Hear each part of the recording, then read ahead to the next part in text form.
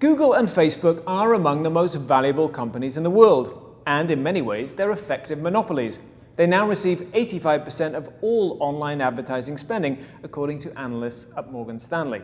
Yet US authorities have not seriously used antitrust laws against them, unlike in the European Union, which this year fined Google 2.4 billion euros and Facebook 110 million euros for anti-competitive practices.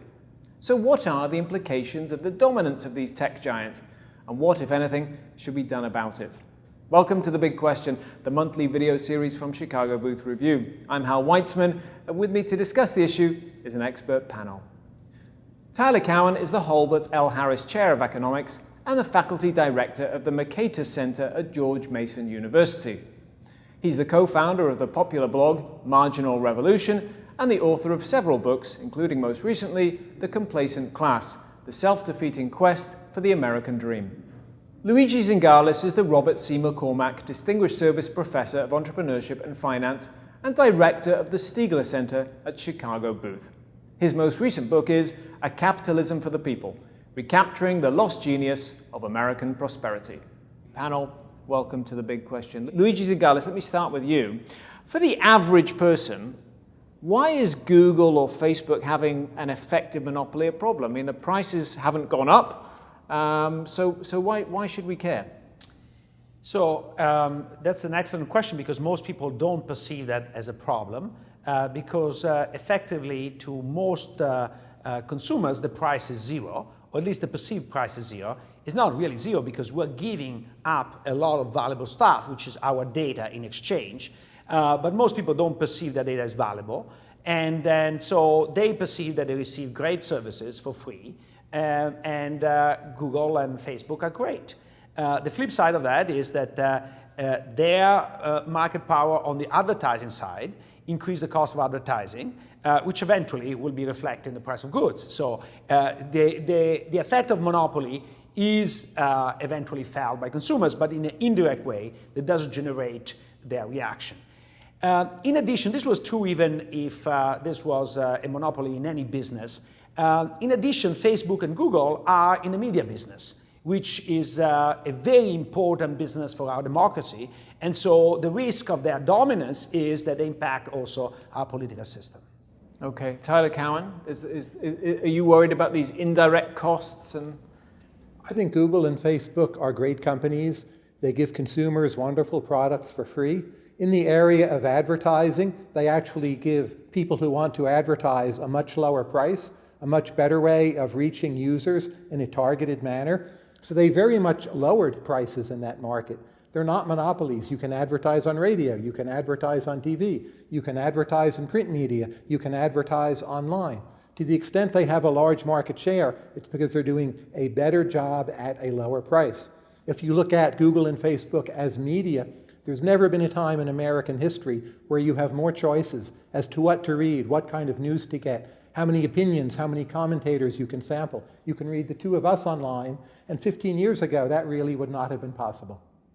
But, you know, people say that data is the new oil, and Zuckerberg is the new Rockefeller.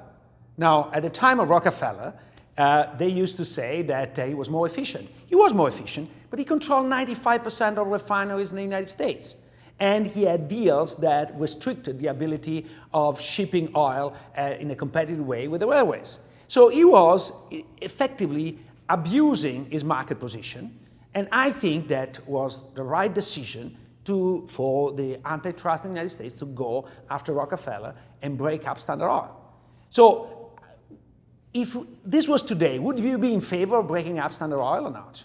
If Standard Oil were giving away the oil for free, no, I wouldn't break them up. If I look at social networks, wait. I can be on WhatsApp, I can be on LinkedIn, I can be on Twitter, I have the contacts within my cell phone, I have email, I have Snapchat. Except for Snapchat, I use all of these. I don't feel Facebook has a monopoly on my attention. I have a lot of different options. I use them as I see fit.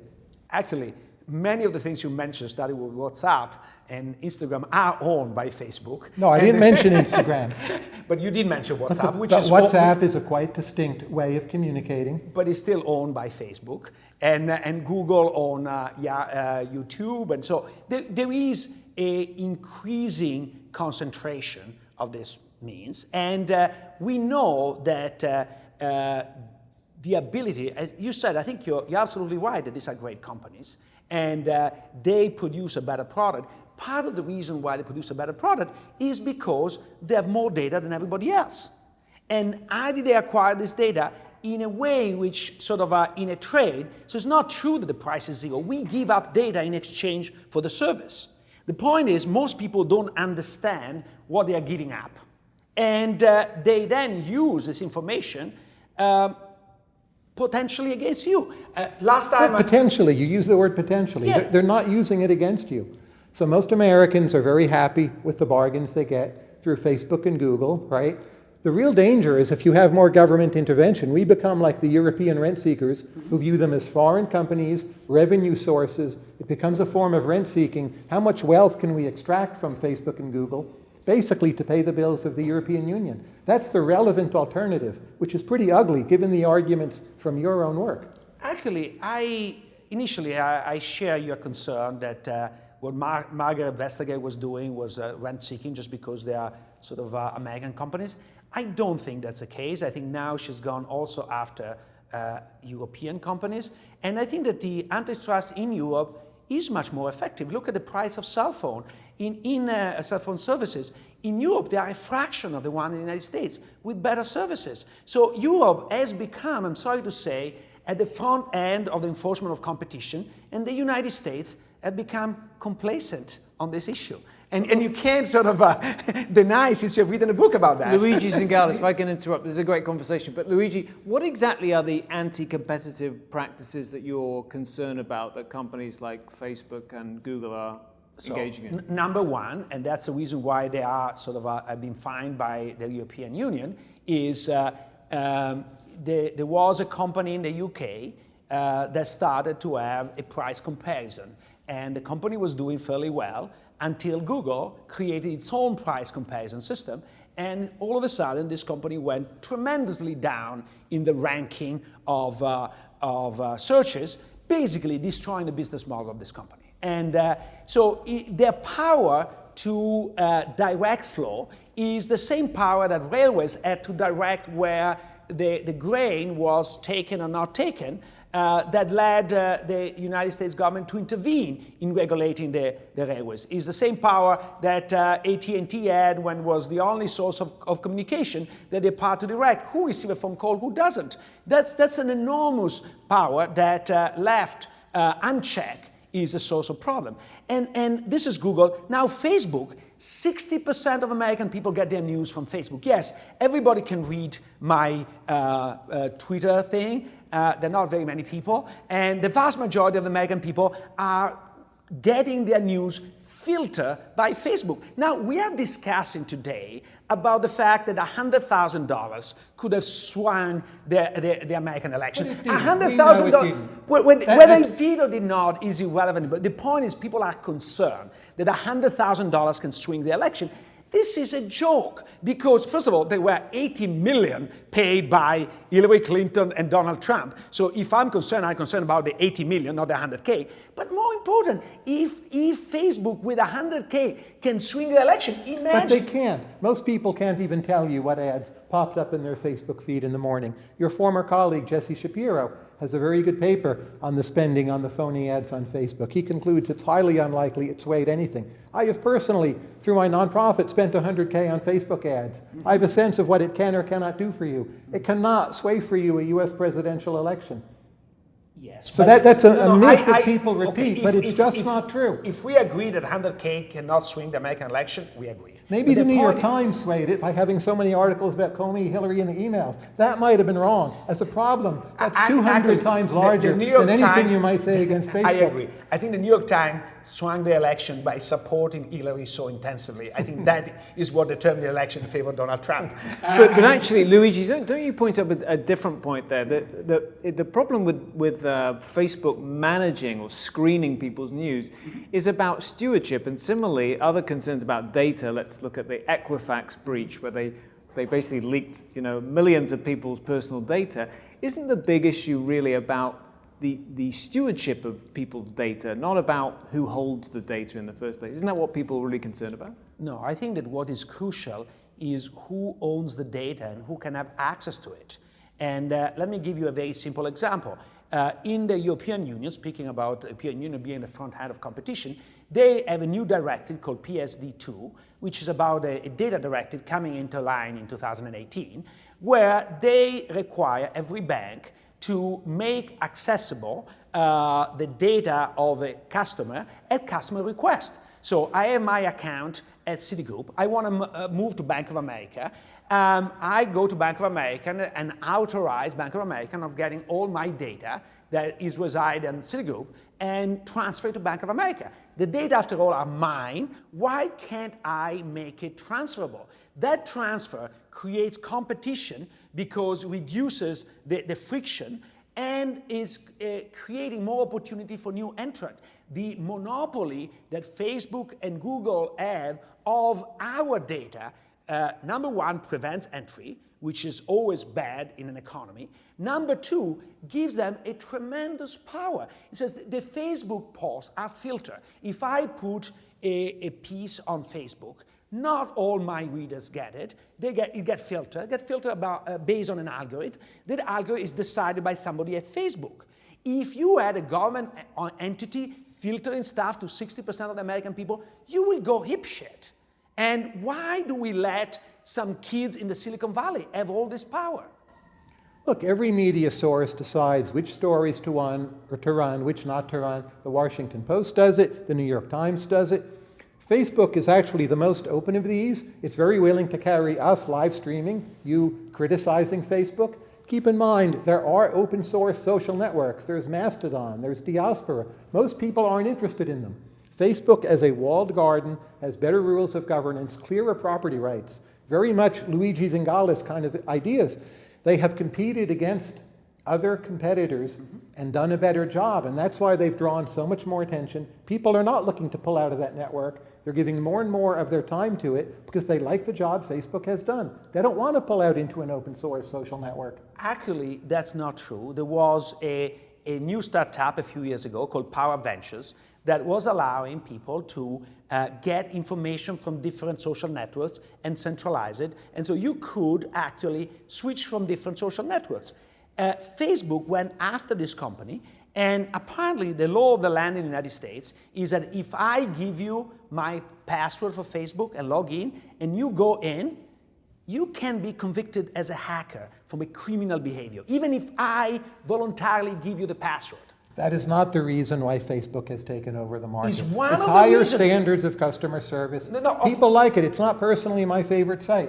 I would rather go to Twitter and read you than spend my time on Facebook. It's easy for me to do. But Luigi, tell us a bit more, sorry to interrupt, about your proposal. So you have proposed that the situation you described with the banks, where you've used the example of mobile phones, where you can take your number to any company, that portability should apply to social media. So tell us because Tyler said something very important. It is true that all newspapers edit news, but it's also true that the newspapers are in competition. And if we had a TV or a newspaper with more than 60% of market share, we will be worried. In fact, there is a law in the FCC that now the Trump administration is trying to repeal, that if you own more than 38% of market share of customers, you are how do you define the market?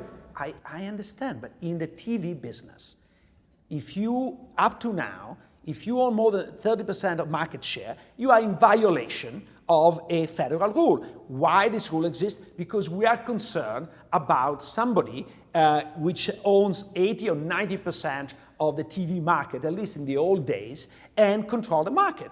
Now, Facebook is going that direction as far as social diffusion of news is concerned. So I don't have any problem that they edit the news as long as there is a fragmentation of the industry. So that's the reason why my solution is not a government intervention in breaking them up or in regulating what they can or cannot edit, is in creating more competition at entry. And this idea of data portability or social graph portability is exactly in that direction. We reduce some of the element of network externality. We know that network externality generates a natural monopoly, and one of the sources of network externality are the switching costs. So what I want to do is favor a reduction of the switching costs to increase competition. We have networks where there's an openness from one portal to another, so when we email each other, we do it across different email systems. That has some advantages, greater openness, but it has a lot of disadvantages. There's more spam, there's doubt about as to who owns the message, what you can do, can you keep a message. Facebook has changed that by walling off the garden, clearer property rights, and consumers in essence choose social media that are more open source or social media that are more like these walled gardens. That's been a competitive process. Media are more competitive than ever before. TV, radio, internet, they're not separate worlds where you have some percent of market share. They all compete against each other. Tech right now is maybe the most intense competition we've seen ever in American history, the most innovation ever. This is at the cusp of doing a lot of new things, and to think we're going to have a government come in and regulate it according to some uniform way, I'm far more worried that will stifle innovation. But I'm not advocating regulation. I'm advocating a reallocation of data ownership. You're saying Facebook has to be run a certain way, right? No, I say that ownership of data, because it's our property and because of what you can do with it, must be determined a particular way. In a sense, the government decides the boundaries of property rights. That's one of the functions of the government. Set the rules than the government. Really? You want Facebook to determine the ownership rights? Of data within Facebook, absolutely. It's the world I live in now. Okay. And then they're going to determine who's going to be the next president. And then they're going to determine who's going to be the next president. You know that Mark Zuckerberg is going to be the next president? He has no chance. People will say that Trump had no chances. I was betting that he will, and I won. So I think that... So you have a lot to answer for there, Luigi. Be afraid of Mark Zuckerberg as next president. But more importantly, do you realize that there are employees of Facebook and Google that are embedded in the political campaign of both parties? They are helping both parties to campaign. What do they receive in exchange? Google was able to visit the White House under Obama 450 times, of which 17 were private meetings with the US president. Do you think that this has nothing to do with the fact that Google did not receive an indictment by the FTC? Look, we have a general problem. Answer the question. I don't know. We have a general problem with crony capitalism. But if you ask, can you use Google to find information against Obama, it is so easy, and people do it all the time. Google does not censor this. Google would rather not do any censoring at all. It's the outside world demanding that Google and Facebook take on this role, which they basically don't want to have. It costs them a lot of money. It's hard to know where to draw the line. No, but wait a second. You're right that at the moment they don't discriminate on the political basis, but they do discriminate on the commercial basis. So if you are a competitor, you're at the bottom of the list. If you are a Google product, you're at the top. On Google. Yeah, but like saying, I own the railways, and if you're my competitor, I charge you double the price. If you're my friend, you give for free. There is a law of the land in the United States that if you are a public utility of certain characteristic, you must sort of provide service on equal terms to everybody. If I go into Sears, yes, they put some Sears brands out front. If I go to Amazon, they make it easy for me to buy Alexa. There's not an actual problem with consumer welfare here. Keep in mind the standard of American antitrust law. Are consumers harmed? It's clearer, more definite than how European antitrust law has run. And there really has not been significant evidence that American consumers have been harmed. And you're always saying potential will be, it'll be the next president, the next election. But right now, these are the two companies. I talk about the past president that was in bed with Google. And I'm not talking about sort of a future. I'm talking about the reality. He could not get his preferred candidate elected, whatever relationship you think he might have had with Google. It didn't work, right? Okay, you say the power is not absolute yet. Okay? So but no, that's a misleading way of putting it. Arguably, the three companies that have created the most consumer surplus in the last 10 years are Google, Facebook, and Amazon, right? Maybe Apple, but their stuff isn't free. They've also innovated an enormous amount in other areas. Look at what Google has done with Gmail, with self-driving cars. Google Glass doesn't work yet. It may nonetheless be a kind of milestone toward a product that does work. They're both putting a lot of money into artificial intelligence. This is a golden age of innovation. And you want to somehow tax these companies, which give away things for free. I don't want to tax this company. It is a tax to them, having to restructure their software, their systems. No, it's simply a challenge from competition. You want, as you said, wall their garden to make sure nobody enters. In walled their garden, there are two functions that they play. One is to the benefit of the consumer. The other is to create the famous moat that Warren Buffett likes to prevent anybody from coming in. But the wall is not that no one comes in. The wall is that so many people can come in. They're carrying this content right now. Facebook, Google, they love to carry people's content. YouTube is the same way. It makes their platforms worth more, not less. So it's not as if they're putting up a moat and then keeping out content. That's not the essence of their business model. They keep out a moat to block competitors from coming in and becoming a bigger and bigger monopoly. So they use... Monopoly is a loaded word. Call it a platform company that sells its material, including its ads, at much lower prices, with better targeting. They're not ads, they're collateral damages. Come on, let's call a spade a spade. What's the damage? It is a monopoly. Maybe it's a good monopoly. I'm open to discuss this, but let's call a spade a spade. They are monopolies. The word monopoly is misleading when price is zero, right? We should look for another word. Platform companies with very wide reach. The price is not zero. It's zero just in your imagination. We're giving up the most secret part of our life. It's not a cost to me. Google knows about you more than your wife does. Okay? It's not a cost to me. It is a cost to me. But Luigi, what about this idea that the monopolies that you mentioned, the oil and the railways, were not consumer-based? I mean, these were not consumer-based? Well, these companies, these platforms have grown because consumers have chosen to use them. Consumers didn't... Sort of people chose to use Rockefeller and his gasoline. He was more People efficient. chose to use gasoline, but not necessarily from any particular company. When he was producing 95% of it, what alternative do you have? That's exactly the point of a monopoly. But there were competitors to these companies that fell away because these companies were superior. So it's true for Rockefeller. So are you really saying that if you were today, you will defend the Rockefeller monopoly? I'm asking because I'm curious. Would you say no? Now, I understand that University of Chicago, we own our foundation to Rockefeller. For full disclosure, the money was the Rockefeller money. Still, I think that today I would be in favor of breaking up the monopoly. That, by the way, when it was broken up, he was happy and increased the value. Like when AT&T was broken up, increased the value. So it's not obvious that the antitrust intervention is aimed at destroying value, even if you measure value as shareholders' value. So if your proposal were implemented to have this portability, and Facebook and Google were to grow and increase their market share, you would be happy with that, because at least there would be the kind of the structure of competition would be there. Absolutely. In a sense, I have nothing against these two companies. I love using Google. I think it's a fantastic service. So I sort of don't use much of Facebook, but that's my issue.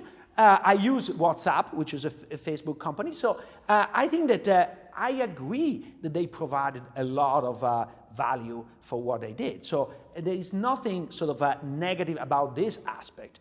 However, my concern is moving forward. So you were saying about the moat. Facebook now owns a VPN provider that monitors when something goes viral. So at some point, a couple of weeks ago, TBH, which is a new Facebook for kids, or new Twitter for kids, reached 5 million viewers in a couple of weeks.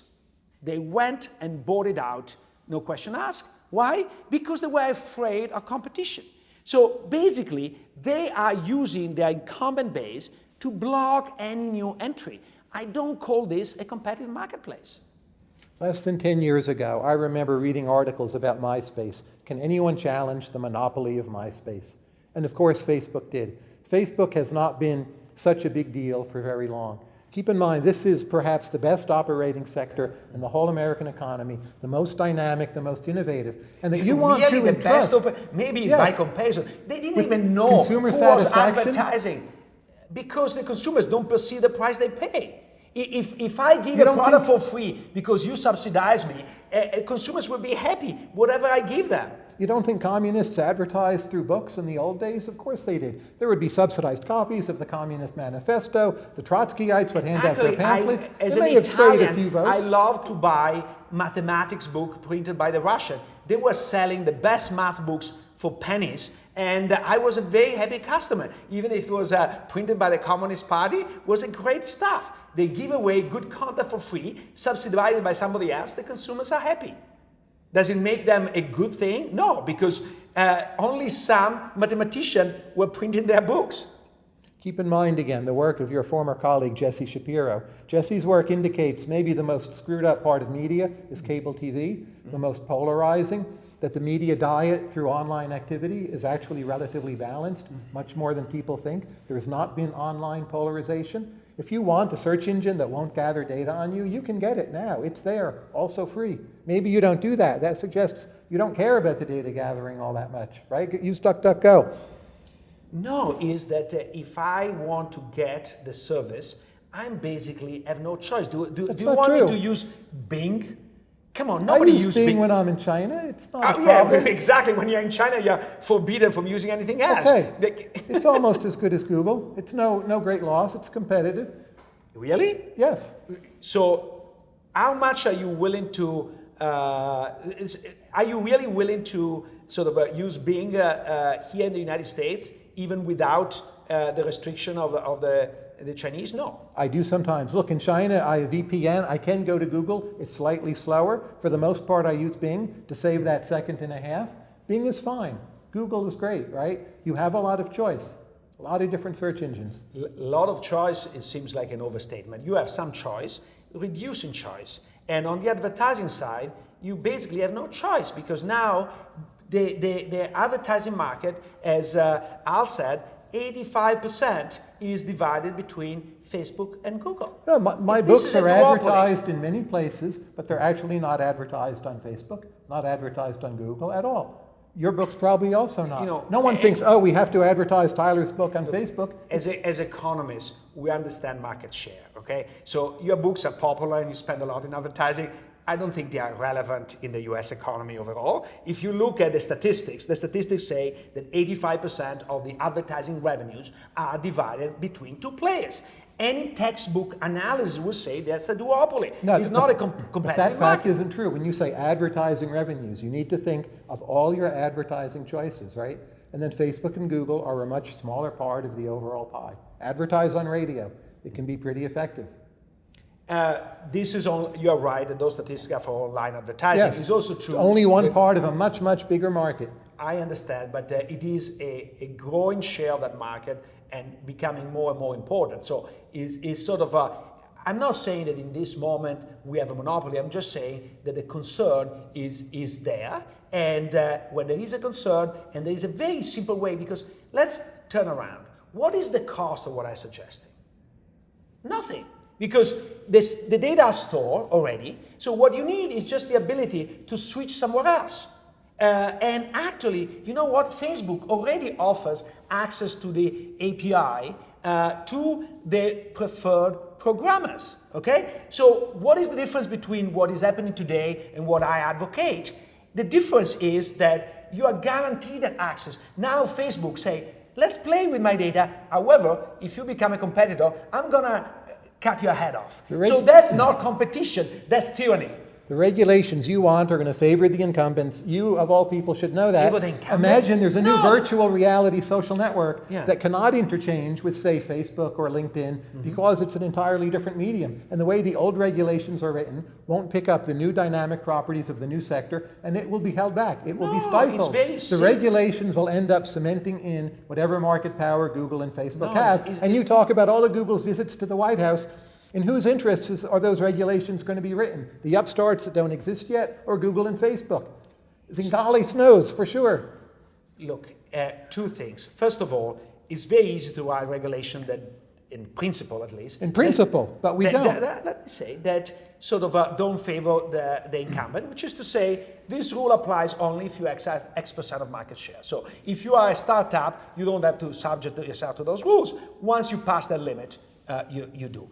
But here, we're not talking about a strict regulation, you're talking about allocation of property rights. This is a function of the government, and is it going to be done in a perfect way? No. But what is the alternative? If the alternative is complete laissez-faire, then I think we go into a country that is going to be owned by Facebook. Well, what about the other alternative, though, Luigi, which is that, if your proposal were not adopted, would you accept or would you be embracing the idea of breaking up these social platforms? I am in a conundrum because I think that breaking up would be very difficult.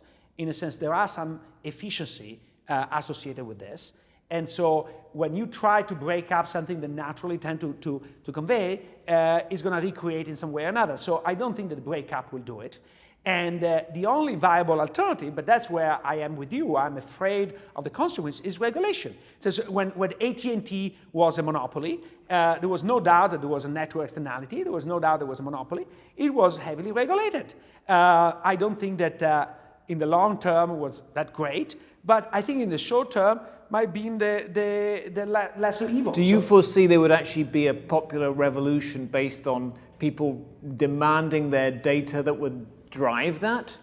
I mean, if the prices don't go up, where's the demand for that going to come from? First of all, I think that the first time we discovered that they use the data in a way that is misleading. It says the algorithm of Facebook is designed to make people more addicted to Facebook. Okay? That's not that different from what the cigarette makers were doing, from all the activity that corporations are doing to actually make people use their product more at sort of a cost of the quality of the news or the cost of all the stuff. And when this at some point would be revealed, like it'd be revealed with a tobacco manufacturer, there will be a revolt. And as these things go, when there is a revolt, the pendulum swings too much in the opposite direction. So there will be excessive regulation and it will be terrible. So what I'm advocating is the simple solution. And as Theodore Roosevelt used to say, if you don't go with me, somebody else will come and will be much worse. Okay, Tyler Cowen, I'm going to let you have the last word quickly. Do you fear that there might be regulation if nothing is done to improve consumers' access to their own data? I think American consumers are pretty happy with the status quo. A lot of the discontent I see comes from media companies which compete against Facebook and very often are losing. European attitudes are a bit different. So are intellectuals, media companies, and politicians are turning against tech. Most American people, I think, really see they're getting a very good bargain. Okay, well, this has been a really fascinating and very lively discussion, so thanks very much to our panel, Tyler Cowen and Luigi Zingales. For more research, analysis and commentary, visit us online at review.chicagobooth.edu and join us again next time for another Big Question. Goodbye.